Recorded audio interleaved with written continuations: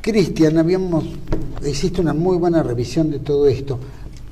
¿Vos crees que con toda esta propaganda que en realidad se gesta del mundo anglosajón, etcétera, contra España y contra la Iglesia,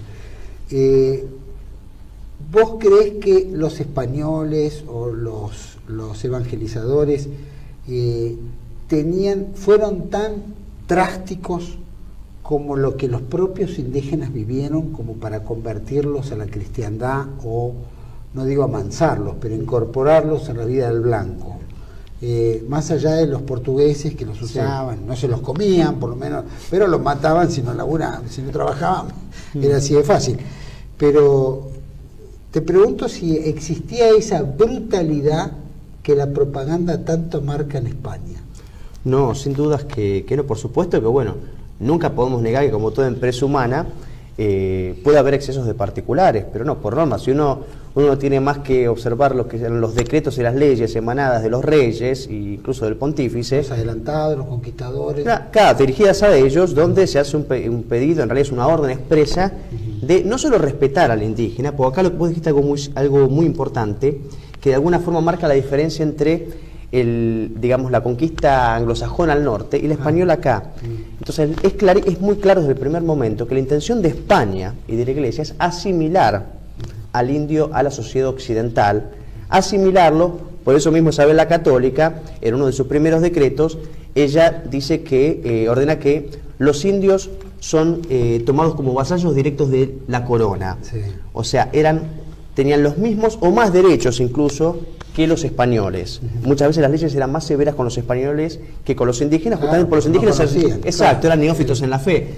Entonces, mirá lo que fue, si hacemos por contraste, ¿no? En los sajones, los ingleses allí en el norte del continente, donde no hubo una sola resolución o ley que tendiera a la asimilación del elemento indio a la sociedad occidental. Ellos los exterminaron directamente o los iban expulsando de sus tierras. Entonces creo que ese es el principal mérito de España, y bueno, por eso vemos la cantidad de mestizos que tenemos en toda Hispanoamérica. Como se entrecruzan. Exacto, la mezcla de raza. Tenemos en el Paraguay con Martínez Grau. Claro, el inglés era mucho más racista, ¿verdad? Él no quería contaminar su raza con una raza que creían que era completamente inferior. Entonces se prohíbe la cruza de blancos con indígenas. España, contrariamente, la fomenta.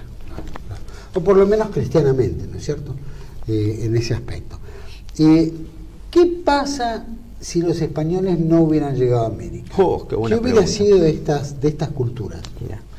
Mira, yo creo que no es por muchos pueden decir, bueno, pero uno ya está entrando en el terreno especulativo. No, hay evidencia seria. Pasaron en los años previos completamente a la llegada de los españoles. ¿Qué hubiera pasado si los españoles se hubieran dilatado 100 años, por ejemplo? Mira, por lo general, muchos estudiosos, y por la evidencia y el cúmulo que tenemos disponible, es claro que se hubieran extinguido. Pero no hubiera sido la primera vez, esto es importante decirlo, porque anterior a mayas, aztecas e incas, había habido, como yo te comentaba antes, otras civilizaciones más determinantes en el continente que se extinguieron o por invasiones externas, o por las hambrunas, o sacrificios humanos, o por cientos de motivos. O sea, ya se habían extinguido. También el deterioro físico y moral. Entonces es claro que, siguiendo toda la proyección histórica desde el principio, es claro que aztecas, incas iban a terminar extinguiéndose, más que nada por las guerras. Y más allá de todos los chiquititos, todas las tribus o todas las culturas chiquitas indígenas que hubieran desaparecido en todos estos tipos de sacrificios. Eventualmente yo entiendo que sí. Si en X cantidad de años se sacrificaron casi, dijiste, 10 millones. 10 millones solo contabilizando aztecas y solo contabilizando sacrificios humanos. En total, ¿cómo podría llegar a decir? ¿80 millones? Mira, no quisiera aventurarme, habría que hacer un análisis más profundo. Por eso yo creo que ya 10 millones son muchos, podríamos agregar tal vez unos millones más, pero bueno, creo que sería una cuestión... el holocausto chiquitito, Néstor. Por supuesto, sí, por supuesto. Habría que ver qué holocausto, ¿no? Porque... Decime una cosa, y si supongamos que los grupos aborígenes se hubieran mantenido en el tiempo, como se mantienen algunos, ¿no es cierto? Encontramos tribus en diferentes lugares. En Brasil todavía hay tribus muy primitivas, no digo tanto en Centroamérica, pero sí Brasil, el Amazonas, etcétera, pero y Perú, Bolivia, en fin. ¿Cómo crees que estas costumbres se hubieran mantenido si la evangelización no hubiera tenido lugar? Mira, excelente. Suponete, No. O con la evangelización, ¿siguen sus costumbres? Mira, me das el pie justo para mencionar un dato de suma importancia, que lo podemos verificar, todo esto que estamos diciendo, lo podemos verificar en la realidad inmediata. Vemos, por ejemplo, en Bolivia. En Bolivia hay varias de estas tribus indígenas que lograron una autodeterminación, ¿no? Los llamados fueros comunitarios, donde ellos, en ciertas regiones de Bolivia, pueden arbitrar sus propias leyes. Entonces, lo que sucede es que vemos linchamientos, sin que el Estado pueda intervenir, linchamientos masivos de una persona, por ejemplo, que o robó un pedazo de pan para comer, o que tal vez cometió adulterio. Esto incluso yo lo he visto por YouTube, se ha filmado, o por borracheras que empiezan a linchar gente. Está en YouTube, creo que pongan linchamientos en Bolivia, esto de las tribus indígenas, esto es lo que nos espera acá. Te pongo un ejemplo más, fue un caso muy conocido, el de los huichis, acá al norte de nuestro país. El caso fue bastante mediático, extrañamente, donde un indígena de esta tribu huichi había violado a sus 3 hijas y creo que una amiga de la hija también, todas menores. Por supuesto que le correspondía la cárcel no sé cuántos años, ¿no? Y lo que él argumentó a la justicia argentina, argumentó que no se lo podía ni condenar ni procesar porque él actuó conforme a las costumbres ancestrales de su pueblo. Entonces, bueno, esto te demuestra a las claras, para el que no quiere verlo, no le alcanza toda la documentación que ya existe, los valores que tiene esta gente. Aparte, se tienen que regir todos, si están en nuestro territorio, se tiene que regir por nuestra constitución y por nuestras leyes. Pero bueno, es terrible. Hemos visto,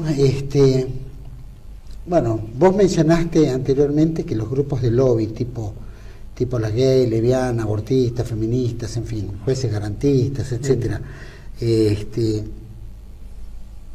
son los mayores protectores de estas culturas aborígenes, llamémosla, que de alguna manera quieren volver a tener su propia identidad con sus propias leyes, quieren volver a tener sus tierras, como bien dijiste, contrario a lo que estos grupos de lobby, llamémoslo, accionan hoy en día, con un total ignorancia o desconocimiento de lo que eran las leyes originales de estos grupos aborígenes. No era nada fácil. ¿Por qué crees que los británicos estimulan todos estos grupos de lobby y estimulan estos grupos aborígenes? ¿Cuál es la idea que tienen? ¿Romper con los territorios actuales modernos? ¿Cimentar la división entre pueblos? ¿El pensamiento único que es todos estos grupos o lobbies? No, en cuanto a lo que me preguntás... Es una opinión personal. ¿Sí? No, todos sabemos en realidad la política históricamente, ¿no? De cómo se gestó el Imperio Británico. No sabemos que, por ejemplo, el adagio divide et impera, divide y reinarás, es una estrategia en realidad, si bien creo que corresponde a Maquiavelo, pero digamos su aplicación fáctica más perfecta para mí es la política exterior que ha tenido el Imperio Británico, que por lo general ha intentado siempre encontrar quinta columnas, ¿no? De nativos para dividir territorialmente y poder influir de alguna forma en distintos territorios, ¿no? Como hizo de alguna forma también acá, de alguna forma en Hispanoamérica con la gestación de las independencias. O sea, me parece que es innegable que hubo un apoyo británico al desmembramiento del Imperio Español. Entonces sí, yo creo que, bueno, el caso, vos anteriormente, fuera de, cuando hicimos un corte, me comentabas el tema de los mapuches, por ejemplo. Y los mapuches, o sea, me parece que es bastante sugestivo que la organización, la sede principal de los mapuches está en Londres, en Bristol o en Londres, cuestión que está en Inglaterra. Entonces, me parece sugestivo, ¿no? Me parece... Sí. ¿Y por qué crees que la cultura anglosajona machaca tanto contra la hispanidad o la iglesia si en realidad ellos se beneficiaron en los últimos 500 años? Sí, en realidad si no hubiera sido por los españoles tal vez no hubieran conocido el continente, pero bueno, creo que es toda una estrategia, esto ya viene de vieja data, para mí del siglo XV, desde la época de Flandes o de los protestantes contra España y la Iglesia Católica, que bueno, que ha seguido hasta la actualidad. Yo creo que quieren debilitar de alguna forma la identidad de cada pueblo y la identidad de los países hispanoamericanos, quieran o no, es hispano y es católica. Por aborígenes hay algunos autores que corroboren y digan, che, la información que Cristian Rodrigo Iturralde expresa aquí en su publicación,